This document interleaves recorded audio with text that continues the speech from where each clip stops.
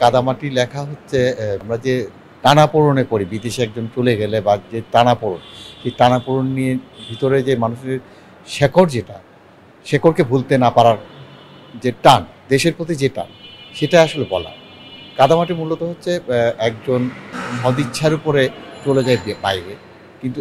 ঘটনা হচ্ছে সেখানে যখন সে সব ফেলে গিয়েও ওখানে স্টাবলিশ করার জন্য তার যে স্ট্রাগলের পরে তার সন্তান হয়ে যাওয়ার পরে সে শিকড় ওখানে গেড়ে ফেলে। তার শিকড় গাড়ার পর তার যে দেশের প্রতি যে টান, এই টানটা সে কখনোই সে সন্তান এবং দেশ, এই দুটা টানের মধ্যে সে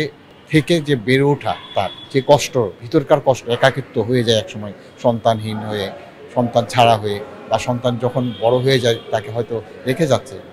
সেক্ষেত্রে গিয়ে দেখা যাচ্ছে যে কাদামাটি গল্পটা ওইখান থেকে শুরু, যে যখন সে দেশকে ভুলতে পারে না,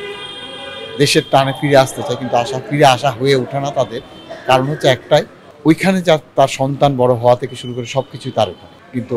টানটা তার ফিরে আসা হয় না গ্রামে, বা সেই যে মাটিতে বড় হয়েছে যার শোধাগন্ধ তার গায়ে এখনও লেগে আছে। তো এই জায়গা থেকে কাদামাটিতে হচ্ছে দেশ এবং বিদেশের টানাপোড়েনের গল্প। এই গল্প উঠে এসেছে বাংলার প্রকৃতি, বাংলাতে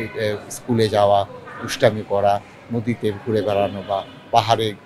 কিংবা মাছ ধরতে যাওয়া, এই বিষয়গুলো উঠে এসে এই দুই দেশের মধ্যে তার যে মনে পড়া, বাইরেও থেকে যে মানুষ ভুলতে পারে না দেশকে, এটাই দেখানোর চেষ্টা করছে আসলে।